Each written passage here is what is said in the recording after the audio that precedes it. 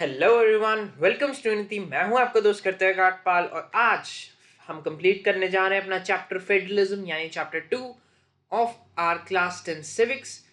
हमने पहला चैप्टर अपनी पार्ट 1 इस वीडियो के कवर कर लिया था, तो वहाँ वो जाके आप चेकआउट कर सकते हो, इसी चैनल में है। इस चैनल के अंदर आप जाके और भी वीडियोस हैं मैंने अपलोड किए about SST related videos, chapter related videos with easy notes and points and flow charts have explained you everything. तो आज भी इसी तरीके से कुछ हम करेंगे। So we have chapter federalism with us obviously. So, the topic which was left is special status for some states. तब क्या है, मैंने आपको जैसे फेडरलिज्म में समझाया था कि जो हमारे पास, मैं आपको दिखा ही देता हूँ, हमारे ये है, ये थी ना हमारी holding together and coming together federation. यहाँ पे क्या था, स्टेट्स के पास ज़्यादा पावर थी कमिंग टुगेदर में, जो हमने समझा था एग्जाम्पल ऑफ यूएसए, मतलब कि एक्रोनियम टाइप या मेमोनिक्स बनाए थे हमने। ठीक है, तो ये देखिए यहाँ पे, अब यहाँ पे ना क्या होता है, states have more power, but holding together जो इंडिया है वहां पे स्टेट्स के पास ज्यादा पावर नहीं है, central government has more power. मैंने आपको पॉइंट लिखवाया था, मतलब कि यहाँ पे लिखा था, एक्सप्लेन किया था। तो अब क्या है ना कि सेंट्रल गवर्नमेंट के पास अब ज्यादा पावर है, तो मर्जी तो मतलब कि कह सकते हो सेंट्रल गवर्नमेंट की ही चलती है। तो अब वो क्या करेंगे, वो अपने हिसाब से कि जिस स्टेट को पावर ज़्यादा देनी है वो देते हैं। कई स्टेट्स को पावर कम देते हैं, कई स्टेट्स को ज़्यादा देते हैं, कई स्टेट्स को अपने हाथ में लगते हैं, जैसे यूनियन टेरिटरीज। यूनियन टेरिटरीज इसका है कि वो सेंट्रल के हाथ में रहती है, सेंट्रल गवर्नमेंट। ऐसी कोई स्टेट्स है, ऐसी कोई रीजन्स हैं जो सेंट्रल गवर्नमेंट के हैंड में रहती है, वहाँ पे सीएम कई बार होता है, कई बार नहीं होता। तो ऐसी कोई मतलब कि जगह है या फिर ऐसे कोई रीजन है वो, या फिर कोई स्पेशल स्टेटस जिस जम्मू कश्मीर के लिए था, अब नहीं है, it was there. And also north eastern states like Nagaland, Mizoram, उनके लिए कुछ स्पेशल स्टेटस है क्योंकि वहाँ पे ट्राइब्स वगैरह रहते हैं, तो उनकी प्रोटेक्शन के लिए कुछ पावर्स दे रखे हैं उनको। तो वो आज हमारा टॉपिक है डिस्कस करने वाला। और हाँ, फेडरलिज्म भी कैसे प्रैक्टिस होती है ये भी हम बाद में डिस्कस करेंगे। So special status for certain states, some states such as Assam, मैंने आपको बताया था, north eastern, Nagaland, Arunachal Pradesh, Mizoram has special status power under article 371। इतना इंपॉर्टेंट नहीं, बट हाँ, अगर मतलब पासिंग रेफरेंस में आप इसको देख सकते हो। बहुत रेयर चांस है कि एमसीक्यू में आ गया, अगर बहुत ही गंदा पेपर यानी हायर डिफिकल्टी लेवल का कोई बनाएगा तो हाँ ये डाल सकता है, बट एक बार देख लेना इसको। Of the constitution due to unique social and historical factors, social and historical factors यानी यहाँ पे, अब यहाँ पे इन स्टेट्स की बात करते हैं, ट्राइब्स, ट्राइब्स है, उनको प्रोटेक्शन देने के लिए। ठीक है, उनको प्रोटेक्शन देने के लिए ये सारे इनको प्रोविजंस दे रखे हैं, ताकि वो मतलब कि वो उनको एक्सप्लॉइट ना किया जाए by the common people. And these power protect indigenous land rights, rights उनके प्रोटेक्ट करने के लिए, culture, and offer preferential treatment in government jobs, यानी preferential treatment in government job यानी यहाँ पे रिजर्वेशन की बात हो रही है। ये वहाँ पे उन स्टेट्स में कुछ रिजर्वेशन है कि सॉर्ट ऑफ की गवर्नमेंट जॉब्स में इतने परसेंट ये ट्राइब के हैं, ऐसा ऐसा कुछ, tribal STs community, SC community, उस हिसाब से उन स्टेट्स में थोड़ा ज़्यादा है रिजर्वेशन की पॉलिसी। एंड नॉन रेजिडेंट जो उस स्टेट्स के रेजिडेंट नहीं है are restricted from purchasing land or property in these states। अगर इसका एक प्रोमिनेंट एग्जाम्पल लें हम, तो अगर नॉर्थ इंडिया से आप लोग हैं तो हिमाचल प्रदेश, हिमाचल प्रदेश में as a non resident you cannot buy land.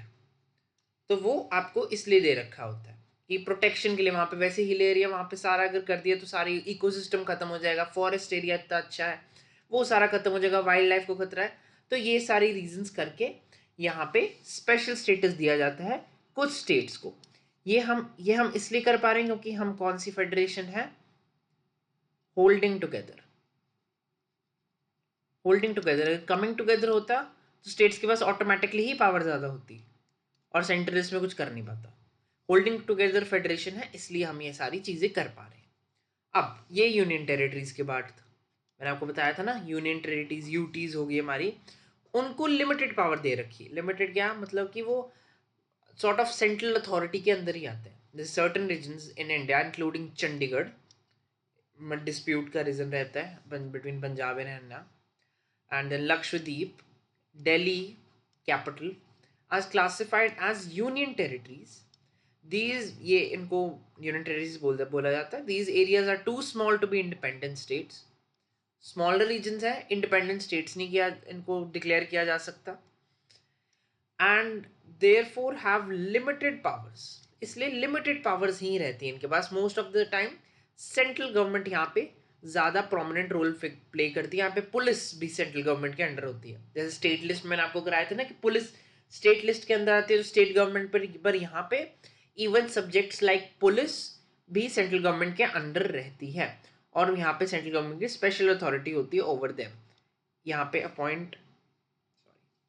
यहाँ पे एक वैसे कोई सिलेबस के बाहर की बात है, लेफ्टिनेंट गवर्नर अपॉइंट होता है बाय द सेंट्रल गवर्नमेंट. ये आपको जानने की जरूरत नहीं, वैसे बता रहा हूँ जनरल नॉलेज.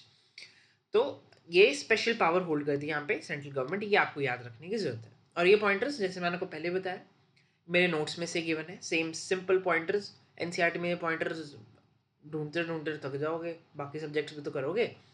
तो ये नोट्स भी आप हमारे ले सकते हैं. आपको मैं सारे डिटेल्स इसको डिस्क्रिप्शन में दे दूंगा. यहाँ पे ये टेलीग्राम पे भी अवेलेबल होंगे, ठीक है. वहाँ पे आप टेलीग्राम चैनल ज्वाइन कीजिए. ये पूरी पीपीटी वहाँ पे विद एक्सप्लेनेशन ऐसे लिखा हुआ आपको मिलेगी ताकि आपकी ईजियर प्रेप हो सके क्लास 10th की, ठीक है. अब चलते हैं हमारे अगले टॉपिक पर.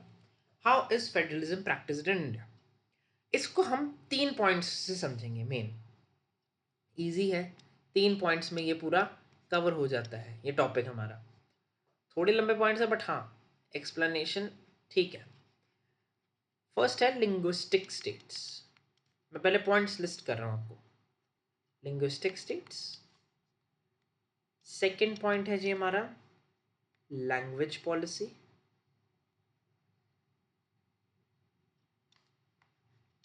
ओके.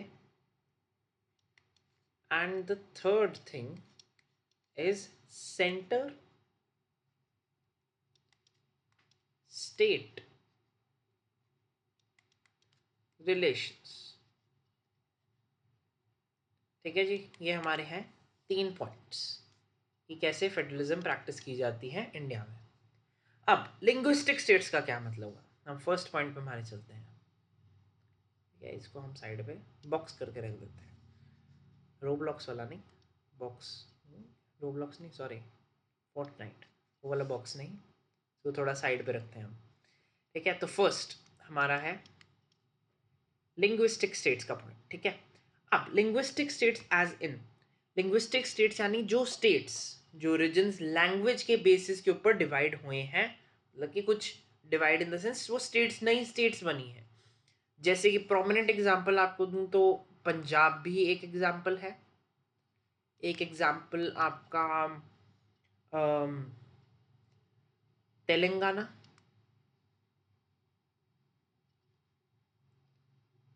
वो भी लैंग्वेज के बेसिस पर. और भी कई है. ठीक है, कोई एग्जांपल्स इतने याद नहीं है, 2-3 एग्जांपल्स, 2 ही एग्जांपल्स अच्छे हैं. तो इसमें अब क्या हुआ था कि आफ्टर इंडिपेंडेंस लाइक 1950s के अराउंड, 1950s के around boundaries of several old states were changed. Boundaries were changed. Boundaries were changed of old states. Old states यानी बहुत पुरानी जो स्टेट्स थी. कई स्टेट्स थी जो मतलब कि जैसे बॉम्बे एक पहले प्रोविंस या स्टेट था ब्रिटिशर के टाइम पे, वो बहुत बड़ा था. आज का गुजरात, महाराष्ट्र उसके अंदर आता था, रीजन्स आते थे. मेरे को ऐसे प्रिसाइजली तो नहीं पता बट हाँ वो बहुत काफ़ी बड़ा एरिया था. तो उसको हमने डिवाइड किया. आज गुजरात है, आज महाराष्ट्र है वो. ठीक है, तो डिमांड बहुत बढ़ने लगी यहाँ पे कि हमको लैंग्वेजेस के बेस्ड पे स्टेट्स चाहिए. डिमांड बढ़ने लगी गवर्नमेंट की तरफ, मतलब कि गवर्नमेंट के तरफ से, मतलब कि गवर्नमेंट को डिमांड करने लगे लोग कि ये इसलिए किया जाता ताकि people who spoke same language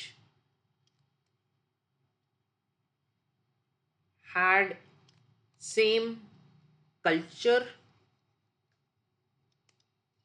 ethnicity यहाँ पे रिलीजन की बात नहीं आई, यहाँ पे लैंग्वेज की ही बात आ रही है। रिलीजन एक अलग मैटर है, बट यहाँ पे सिर्फ हम लैंग्वेज की बात कर रहे हैं। So same language, culture and ethnicity के ऊपर बेसिस के ऊपर ये लिंग्विस्टिक स्टेट्स यानी लैंग्वेज के ऊपर बेस्ड स्टेट्स मांगी गई थी, ताकि ये सारे लोग एक ही जो भी सेम लैंग्वेज, कल्चर, एथनिसिटी बोल रहे हैं वो एक ही जगह पे रह पाए, एक ही स्टेट में रह पाए, उनके थोड़ा फेवरेबल पॉलिसीज हो पाए उनके लिए। तो ये थी एक लिंग्विस्टिक स्टेट की डिमांड। ये फेडरलिज्म प्रैक्टिस कैसे होता है, ये डिसेंट्रलाइजेशन का आपको पार्ट है, मतलब कि हमने डिसेंट्रलाइज कर दिया। सेंट्रल गवर्नमेंट होगी वो सिर्फ एक ही हाथ में है, मतलब कि दिल्ली में बैठी, बट नहीं, हमने थोड़ा उसको टुकड़ों में बांट दिया ताकि पावर डिस्ट्रीब्यूट हो सके। पावर शेयरिंग के चैप्टर में अगर हम जाएं, वर्टिकल डिस्ट्रीब्यूशन उसको और बढ़ा देना, लोकल गवर्नमेंट्स को ऐड करना, वो भी हम आगे जाके करेंगे, ठीक है। अब लैंग्वेज पॉलिसी की बात करते हैं हम। इंडियन गवर्नमेंट ने क्या किया, सेकेंड पॉइंट है हमारा, जैसे कि सेकेंड पॉइंट हमने लिस्ट किया लैंग्वेज पॉलिसी। अब इंडियन गवर्नमेंट जी क्या कर रही है इसमें।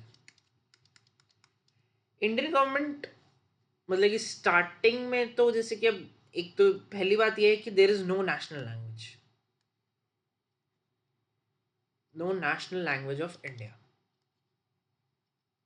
उन्होंने तो पहले ये डिक्लेयर कर दिया था, जैसे श्रीलंका की उन्होंने सिन्हाला कर दी थी ना फर्स्ट चैप्टर में, आप देखिए, याद कीजिए। तो पहले तो देखो जी, नो नेशनल लैंग्वेज की पॉलिसी अडॉप्ट की थी हमारे लीडर्स के द्वारा, ताकि there was no discrimination among the languages, जैसे हुआ in the Sinhala community, Sinhala language in Sri Lanka.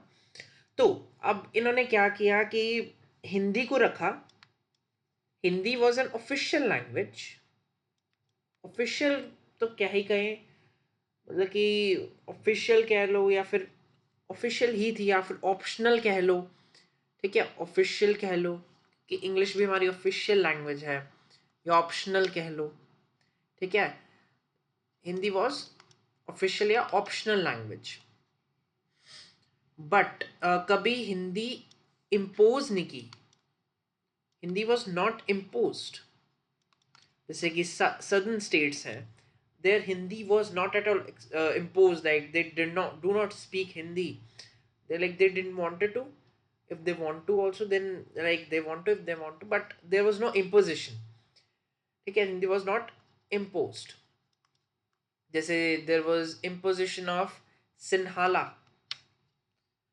like Sinhala language was imposed on Sri Lankan Tamils, this wasn't done in India, ठीक है, हिंदी को प्रेस नहीं किया गया। बट यहाँ पे हमारा हमने एक लिस्ट सी क्रिएट की, या लिस्ट ऑफ लैंग्वेजेस क्रिएट की, जिसको हम स्केड्यूल लैंग्वेजेस बोलते हैं। इसमें कई लैंग्वेजेस हैं इंडिया की जो कि ऑफिशियल पर्पसेस के लिए यूज़ होती है, ऑफिशियल पर्पसेस के लिए ये लैंग्वेजेस यूज़ होते हैं, मतलब कि मतलब कि इनमें से एक लैंग्वेजेस में आप, जैसे कि कोई भी गवर्नमेंट एग्जाम है, आप इनमें से एक लैंग्वेज में आप लिख सकते हो, ठीक है, उसका कोई नहीं होता। स्केड्यूल लैंग्वेज जैसे सेंट्रल गवर्नमेंट की कोई जॉब्स होती हैं, गवर्नमेंट जॉब्स होती हैं, वहाँ पे आप इन सब लैंग्वेजेस में 32-33 लैंग्वेजेस है, तो आप इन लैंग्वेजेस में किसी में भी एग्जाम दे सकते हो। तो ये होती है स्केड्यूल लैंग्वेज की पॉलिसी, ठीक है। तो ये इंडियन कॉन्स्टिट्यूशन में लिखी गई है, बाय द वे, ये लिख लेते हैं हम, इंडियन कॉन्स्टिट्यूशन में दे रखी है।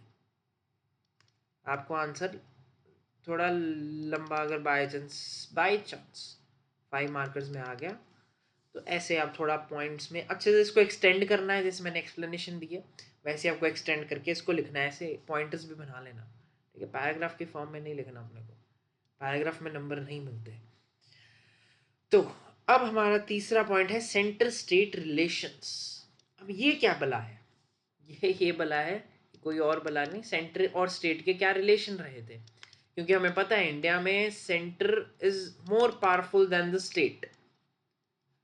तो इनके रिलेशंस का क्या था कि स्टार्टिंग में तो since centre was more powerful, मतलब कि यहाँ पे स्टेट गवर्नमेंट्स डिसमिस हो जाती थी, या फिर यू नो उनको हटा दिया जाता था, क्योंकि ऑपोजिशन पार्टी उधर थी, इधर कोई और रूलिंग पार्टी, तो वो मतलब कि चलता रहता था, पॉलिटिकल टसल कह सकते हैं इसको। बट आफ्टर 1990, इंपॉर्टेंट है, आफ्टर 1990 एक ना new culture of power sharing बनने लगी between political parties, regional parties, क्योंकि तब किसी को मेजोरिटी ऑफ सिंगल पार्टी को नहीं मिल रही थी अब। अब कोलेशन यानी इकट्ठे कुछ पार्टीज आके गवर्नमेंट बना रही थी, और वो उन कुछ पार्टीज रीजनल, यहाँ पे रीजनल पार्टीज इंपॉर्टेंट होगी, regional parties became important, became important. क्यों इंपॉर्टेंट हुई? क्योंकि कोएलिशन गवर्नमेंट, ये आप वर्ड्स मेंशन करेंगे अपने एग्जाम में, एग्जामिनर खुश हो जाएगा। कोलिशन गवर्नमेंट का मतलब बता दूं कि व्हेन सिंगल पार्टी मेजॉरिटी नहीं मिलती है, कुछ ग्रुप ऑफ पार्टीज या ग्रुप ऑफ पार्टीज ही कह लें, वो आके एक गवर्नमेंट बनाती है अपनी सीट शेयर करके। तो ये फॉर्म ऑफ पावर शेयरिंग है, यहाँ पे फॉर्म ऑफ पावर शेयरिंग है। जैसे हमने पावर शेयरिंग चैप्टर में भी किया है, what are the forms of power sharing, तो वहाँ पे भी मेंशन है power sharing between political parties. तो ये उसका एक एग्जाम्पल है कोलिशन गवर्नमेंट, पॉलिटिकल पार्टीज का पावर शेयरिंग। ठीक है, तो अब कोलिशन गवर्नमेंट आने लगी, बढ़िया सी, मतलब कि अब बनने लगी। अब राइवल पार्टीज जो, मतलब कि पास्ट में क्या होता था मैंने आपको बताया ही है, तो इससे सेंटर स्टेट रिलेशन इंप्रूव होने लग गए। जब इंप्रूव होने लग गए तो बस, तो फेडरलिज्म हमारी शुरू होगी। फेडरलिज्म क्या है? Division of power. तो यही तो हमको चाहिए था कि सेंट्रल स्टेट रिलेशंस बढ़िया रहें, ताकि बढ़िया से सारी चीज़ें हो सके। तो ये 3 पॉइंट्स इसके लिए बहुत इंपॉर्टेंट है, इसको आपको पॉइंटर्स की फॉर्म में ही लिखना है जैसे मैंने आपको बताया था, और ऐसे ही पैराग्राफ के फॉर्म में बाई चांस आ जाए। वैसे तो मोस्टली आता है 3 मार्कर्स के लिए, बाई चांस आ जाए 5 मार्कर्स के, इसको थोड़ा सा एक्सटेंड करके ये चीज़ें मैं आपको एक्सप्लेन करनी पड़ेगी। ये एक्स्ट्रा चीज़ें हैं, एक्स्ट्रा तो नहीं, अगर आप अपने आंसर के 3 मार्कर में डाल दोगे ना तो कोई देयर इज़ नो हार्म। और मैंने जो पास्ट की बात भी की, कैसे मिसयूज़ करती थी कॉन्स्टिट्यूशन द सेंट्रल गवर्नमेंट, क्योंकि सेंट्रल गवर्नमेंट पावरफुल थी पहले भी, तो वो कैसे मिसयूज़ करती थी, स्टेट गवर्नमेंट को हटा ही देती थी, प्रेसिडेंट रूल वगैरह लगा देती थी, इमरजेंसी पावर्स यूज़ करती थी। तो वो भी एक बात है। अब आते हैं हम एडवांटेजेस ऑफ डिसेंट्रलाइजेशन। पहले तो डिसेंट्रलाइजेशन होता क्या है ये तो समझिए। डिसेंट्रलाइजेशन मतलब division of power, division of power, simple सी बात है। डिवीजन ऑफ पावर मतलब कि एक सेंट्रल अथॉरिटी है, उससे आपने पावर को थोड़ा खोल दिया, मतलब कि डिवाइड कर दिया बिटवीन अदर कॉन्स्टिट्यूएंट यूनिट्स, जो कि फेडरलिज्म ही है। यहाँ पे एडवांटेजेस ऑफ डिसेंट्रलाइजेशन, या फिर एक और क्वेश्चन आ सकता है, एडवांटेजेस ऑफ फेडरलिज्म। एक इंपॉर्टेंट फीचर है डिसेंट्रलाइजेशन फेडरलिज्म का, फेडरलिज्म डिसेंट्रलाइजेशन का वाइस वर्सा भी यूज हो सकता है। बाई चांस आपको क्वेश्चन आ जाए एडवांटेजेस ऑफ फेडरलिज्म, कुछ आ जाए ऐसे 3 मार्क 5 मार्क 2 मार्क में भी आ सकता है, 2 पॉइंट्स लिख के आने होंगे आपको। लिस्ट 2 एडवांटेजेस, वैसे कम आते हैं ऐसे क्वेश्चन डायरेक्ट, हाँ बट घुमा फिरा के जरूर आ सकते हैं, स्टेटमेंट दे रखी है और उसके हिसाब से आ सकते हैं। तो आपको ये थोड़ा ध्यान रखना है कि फेडरलिज्म और decentralisation is one and the same thing, simple सी बात है। अब यहाँ पे आपको पॉइंट्स क्या लिखने हैं, हम इसको कवर करेंगे। कितने पॉइंट्स हैं इसमें? हैं 5 पॉइंट्स। ठीक है, तो locals have better knowledge. Locals कैसे have better knowledge? Large number of people है, उनकी प्रॉब्लम ज़्यादा है, लोकल लेवल पे है, तो नॉलेज ऑफ प्रॉब्लम भी बेटर होगी। ठीक है, लोकेलिटीज़ की आपको अपने घर की प्रॉब्लम ज़्यादा पता होगी ना, दूसरे घर के तो नहीं पता होगी ना। जनरली बात करें, जिस घर में आप रह रहे हो उसकी प्रॉब्लम्स आपको पता होगी, कैसे ये नहीं, ये टेबल ऐसे होना चाहिए था, ये ऐसे होना चाहिए था, तभी हम ज़्यादा और ज़्यादा कंफर्टेबली रह पाते। तो ऐसे आपको पता होता है, और आपको ये भी बेटर आइडियाज़ भी आते हैं अपने घर के लिए, कि अपना घर है, अच्छा नहीं इस यहाँ पे पैसा ना लगा कि यहाँ पे लगा देते हैं, यहाँ से और कंफर्ट मिलेगा। तो स्पेंड मनी तो यूजफुल, हमारा रिसोर्स स्पेंडिंग जो है वो भी बेटर होती है अगर हम डिसेंट्रलाइज करें। तो लोकल्स के पास ज़्यादा नॉलेज होती है लोकल लेवल के इश्यूज पे, कैसे इसको डील किया जा सकता है। हमको उनको पता है हमारे, मतलब कि फैमिली, अगर हम फैमिली की बात करें, घर की बात करें, फैमिली मेम्बर्स कैसे रिएक्ट करेंगे, उनको कैसे मनाना है, कैसे नहीं करना, वो सारी चीज़ें हमको पता होती है। That is why locals have better knowledge. Direct participation. अब डिसेंट्रलाइजेशन में क्या होता है कि पीपल जो है डायरेक्ट पार्टिसिपेट कर रहे हैं। हम पहले तो इनडायरेक्टली हम इलेक्ट करते हैं अपने एमएलएज एमपीज वगैरह वगैरह, बट डिसेंट्रलाइजेशन में हम अब डायरेक्टली जा रहे हैं। जैसे अब आप सबसे छोटा यूनिट लीजिए, हमारा पंचायती राज इंस्टीट्यूशन, जो लोकल गवर्नमेंट है हमारी, जो लोकल गवर्नमेंट है उसमें तो अब चाहे म्युनिसिपल है चाहे लोकल गवर्नमेंट है, ठीक है, तो उसमें हम खुद पार्टिसिपेट कर रहे हैं, बिल्कुल ग्रास रूट लेवल है, वहां पे हम अपनी खुद की पार्टिसिपेशन दिखा रहे हैं। तो this helps to inculcate a habit of democratic participation. Democratic participation यानी हमको आदत पड़ गई कि हाँ चलो वोट देना ही देना है, हम पार्टिसिपेट करेंगे, अगर हमारे साथ कुछ गलत हो रहा है हम आवाज भी उठाएंगे, will raise our voice for that. इसलिए डेमोक्रेटिक पार्टिसिपेशन बहुत यहाँ पे इंपॉर्टेंट एस्पेक्ट इसका बन जाता है। अब आता है foundation of democracy. Foundation of democracy कैसे? लोकल गवर्नमेंट जो होती है, ठीक है, local governments are most important the democratic system, क्योंकि ग्रास रूट लेवल पर जाती है। ग्रास रूट लेवल यहाँ पे मतलब कि बिल्कुल ही नीचे से, मतलब कि आप एक सेंट्रल गवर्नमेंट है, आप वही फ्लो चार्ट्स आप याद कीजिए अपना वर्टिकल पावर शेयरिंग का फ्लो चार्ट अगर आप याद करें, ठीक है, यहाँ पे है सेंट्रल गवर्नमेंट, स्टेट गवर्नमेंट और लोकल गवर्नमेंट। अब ग्रास रूट का क्या मतलब है? सबसे पास आपका एरिया का काउंसलर होगा, या मे बी अगर सरपंच हुआ या फिर कोई और हुआ, पंच हुआ, ठीक है, वो आपके सबसे ज़्यादा पास होगा, क्योंकि वो सबसे नीचे लेवल का, मतलब कि बोल सकते हैं नीचे लेवल का तो नहीं, बट मतलब कि सबसे आपके पास है, ग्रास रूट लेवल के हैं।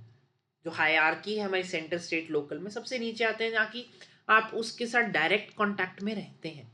एमएलए के साथ मे बी आप रहते हैं, मे बी आप नहीं रहते, कई लोग रहते हैं कई लोग नहीं रहते, बट पंच, सरपंच या फिर कोई अपना काउंसलर हो गया, उनके साथ आप डायरेक्ट कांटेक्ट में रह सकते हैं, क्योंकि आपके वो सिटी का, आपके एरिया का ही है वो।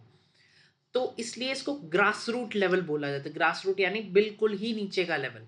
तो वहां पे आपको फाउंडेशन ऑफ डेमोक्रेसी दिखती है कि डेमोक्रेसी वहां तक भी पहुंच रही है, हमको पॉलिटिकल एजुकेशन मिलती है वहां से, इलेक्टोरल प्रोसेसेस के बारे में पता चलता है, प्रॉपर यूज पता चलता है अपने वोट्स का, क्योंकि अगर हम फिर बड़े लेवल पे वोट करना चाहेंगे तो हमें पता होगा कि कंट्री के लिए क्या सही है क्या नहीं है, किसको वोट करना चाहिए, कैसे वोट करना चाहिए, सब कुछ आपको पता चलेगा अगर आप लोकल अपने इलेक्शंस में पार्टिसिपेट कर रहे हो तो, which is very foundation of the democracy, जैसे हमने बात की।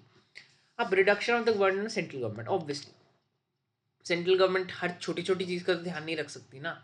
अब these can concentrate on the matters of national या स्टेट इंपॉर्टेंस, जैसे कि डिफेंस का कोई मामला हो गया तो वो नेशनल गवर्नमेंट उसका संभालेगी ना।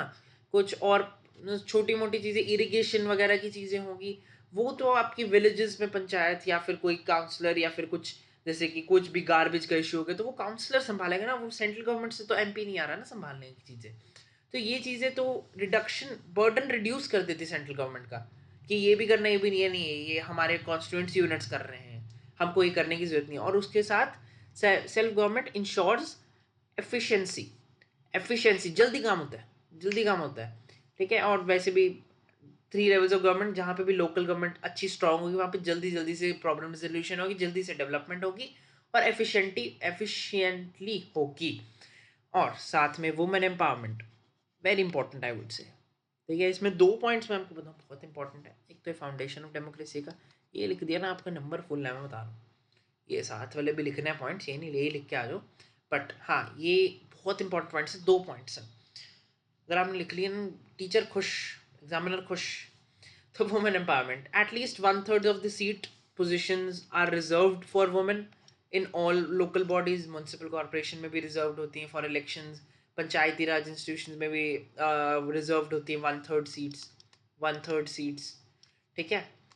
तो ये इसको तो women this leads to women empowerment, की वुमेन भी पार्टिसिपेट करती हैं, जो कि पहले थोड़ा कम पार्टिसिपेट करती है, बट हाँ अगर आप एक वुमेन कैंडिडेट है तो वो पार्टिसिपेट खुद करती है, कैंपेन करती है, उसको प्रॉब्लम्स का पता चलता है, जिससे वुमेन एम्पावरमेंट होती है, ठीक है जी।